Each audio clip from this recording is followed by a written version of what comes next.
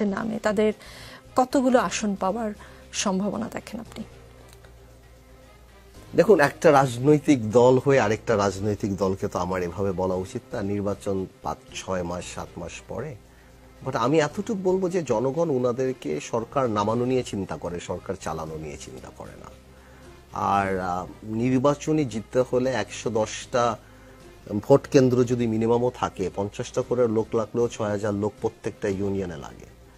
প্রত্যেকটা union in sense প্রত্যেকটা ইসে লাগে, আপনার প্রত্যেকটা নির্বাচনী আসনে লাগে। আমরা নির্বাচন ভোলাতেও করেছি, আবার ঢাকাতেও করেছি। আমরা জানি যে নির্বাচনের হিসাব নিকাশটা আলাদা।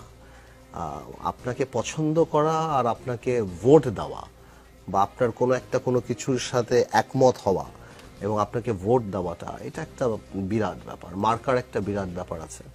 তা আমার মনে হয় সামনে বলে দিবে। বাট আমি যদি ছাত্রদের জায়গায় থাকতাম, মানে আমি বলা উচিত না, আমার মনে হয় যে যেহেতু এখনো তাদের প্রতি সবার দুর্বলতা আছে, আমার মনে হয় বড় কোনো রাজনৈতিক দলের সাথে আলাপ আলোচনা করাটাই মনে হয় রাজনৈতিকভাবে ঠিক। আমি মনে করি আমার জায়গা থেকে, যদি আমি উপদেশ দেওয়ার জায়গা না, আমি অ্যানালিসিস করার জায়গা। আপনার বিশ্লেষণ এমন 2008 সালে